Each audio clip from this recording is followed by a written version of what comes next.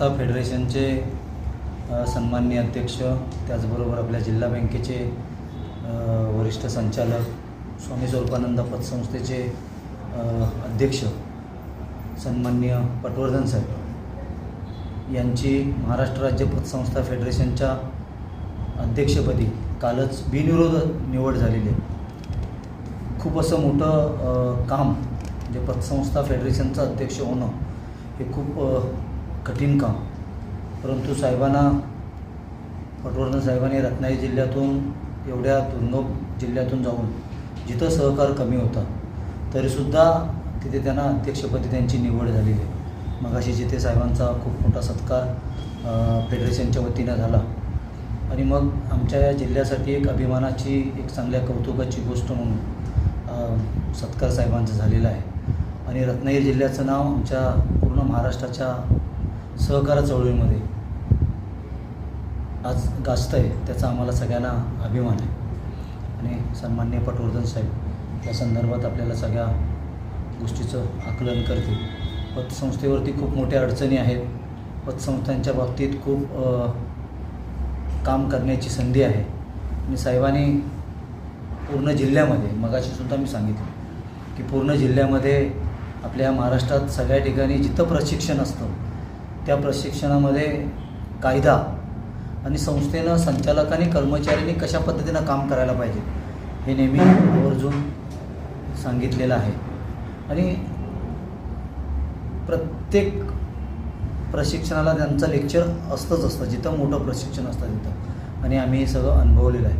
आणि म्हणून ह्या सगळं काम बघूनच त्यांना महाराष्ट्र पतसंस्था फेडरेशनचं अध्यक्षपद मिळालेलं आहे. कालच महाराष्ट्र राज्य सहकारी पतसंस्था फेडरेशन या फेडरल बॉडीची अध्यक्षपदासाठीची निवडणूक प्रक्रिया पार पडली. खरं तर ही मध्यावधी निवडणूक होती. मूळ अध्यक्षांनी राजीनामा दिला, त्यामुळे ही निवडणूक झाली.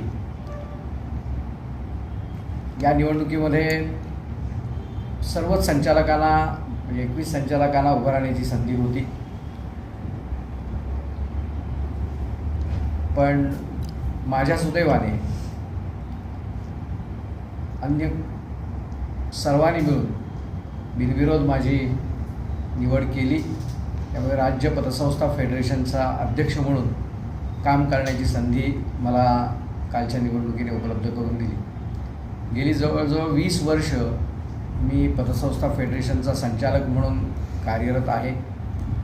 महाराष्ट्रातल्या 3000पेक्षा जास्त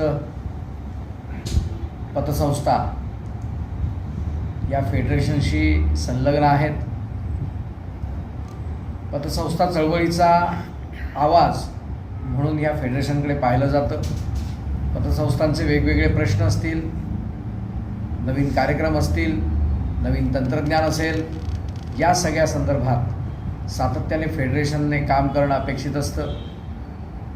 सहकार कायद्यामधल्या प्रावधानाप्रमाणे सर्व संस्थांनी त्यांच्या संचालकांसाठी, त्यांच्या कर्मचाऱ्यांसाठी नव्हे, त्यांच्या सभासदांसाठी सुद्धा प्रशिक्षण आयोजित करणं आवश्यक असतं. आणि ही प्रशिक्षण बॉडी शासनमान्य प्रशिक्षण संस्था म्हणून या फेडरेशनला मान्यता मिळालेली आहे. आणि त्यामुळे संपूर्ण महाराष्ट्रभर विविध पद्धतीची प्रशिक्षण शिबिरं या फेडरेशनच्या माध्यमातून घेतली जातात. वसुली कारवाईच्या संदर्भाने जो 101चा दाखला प्राप्त होतो तो दाखला संस्थांना प्रदान करण्यासाठी एक वेगळी व्यवस्था या फेडरेशनच्या माध्यमातून केलेली आहे. सहकार खात्याचे अधिकारी, सहाय्यक निबंधक लेवलचे परसेवेवर म्हणजे डेप्युटेशनवर या फेडरेशनमध्ये काम करतात. विशेष वसुली अधिकारी या फेडरेशनच्या माध्यमातून 101च्या दाखल्यांवर कार्यवाही करून वसुली करण्यासाठीही संपूर्ण महाराष्ट्रभर फिरत असतात.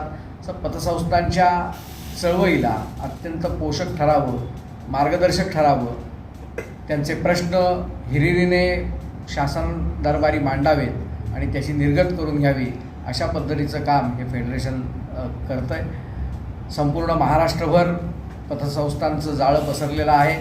19,000 पतसंस्था 19,978 माझ्या माहितीप्रमाणे. म्हणजे नागरी पतसंस्था असतील, मग पगारदार पतसंस्था असतील, या सर्वच संस्था या फेडरेशनच्या छत्राखाली काम करतात. 19,000पेक्षा जास्त नागरी पतसंस्था या ठिकाणी काम करत आहेत. 6 कोटी सभासद, जवळजवळ 6 कोटी सभासद म्हणजे महाराष्ट्राच्या लोकसंख्येच्या 50% सभासद या चळवळीशी निगडीत आहेत. इतकी ही चळवळ अत्यंत महत्त्वाची आहे. आत्ताच्या आकडेवारीप्रमाणे 90,500 कोटींच्या ठेवी या पतसंस्थांकडे जमा आहेत. त्या जवळजवळ 1,200 कोटीचं भांडवल हे या पतसंस्था चळवळीमध्ये नव्याने निर्माण होतं.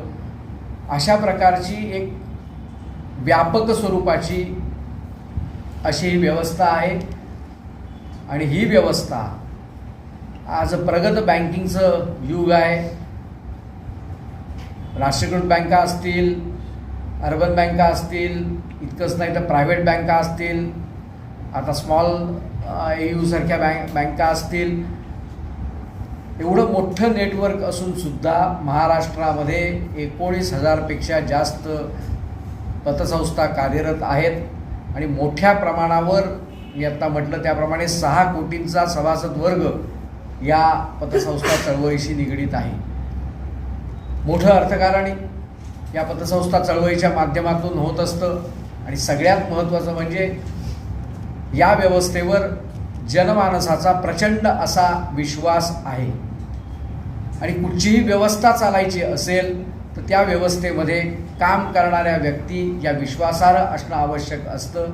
आणि विश्वास हा जसा वर्तनातून प्रगट होत असतो त्याच पद्धतीने तुमची माहिती, तुमचं ज्ञान हे किती प्रगत आहे त्याच्यावरही विश्वासार्हता आणि कॉन्फिडन्स हा अवलंबून असतो. त्यामुळे या दोन्ही काउंटवर हे फेडरेशन काम करतं आहे. शिखर संस्था म्हणून संपूर्ण महाराष्ट्रभर पतसंस्थांना एकत्र करून, त्यांच्याशी संपर्क करून त्यांना वेगवेगळ्या पद्धतीने मार्गदर्शन करणं, माहिती पुरवणं, शासन दरबारी आवश्यक असणारी परिपत्रकं निघतील या पद्धतीने काम करणं, अशा वेगवेगळ्या पद्धतीने हे फेडरेशन काम करत आहे. 21 संचालक संपूर्ण महाराष्ट्रभरातून निवडून आलेले या फेडरेशनचं काम करतायत. एक मोठी फेडरल बॉडी, एक प्रभावी फेडरल बॉडी म्हणून या फेडरेशनकडे पाहिलं जातं. अनेक दिग्गज संचालक या ठिकाणी काम करतायत. बुलढाणा अर्बन या आशियातल्या सगळ्या मोठ्या संस्थेचे अध्यक्ष राधेश्यामजी चांडक साहेब हे सुद्धा या पतसंस्था फेडरेशनचे संचालक आहेत. दिग्गज मंडळी या पतसंस्था फेडरेशनवर काम करतायत आणि अत्यंत सक्रिय काम करणारं फेडरेशन म्हणून या फेडरेशनकडे बघितलं जातं. आणि अशा या फेडरेशनवर रत्नागिरीमधून जाऊन अध्यक्षपदी बसण्याची संधी मला मिळाली. कोकणामध्ये सहकार क्षेत्र हे फार प्रगत नाही असं म्हटलं जातं, पण आज ही संधी प्राप्त झाल्यानंतर आपल्याला असं म्हणता येईल महाराष्ट्राच्या सहकार क्षेत्रातही कोकणचा आवाज हा दुमदुमतो आहे. त्यामुळे ही जी काही संधी मिळाली या संधीचा अधिक उचित उपयोग करून ही पतसंस्था चळवळ अधिक विश्वासार्ह, अधिक अद्ययावत आणि अधिक कार्यक्षम करण्यासाठी जे जे काही प्रयत्न करावे लागतील ते मी नक्की करीन.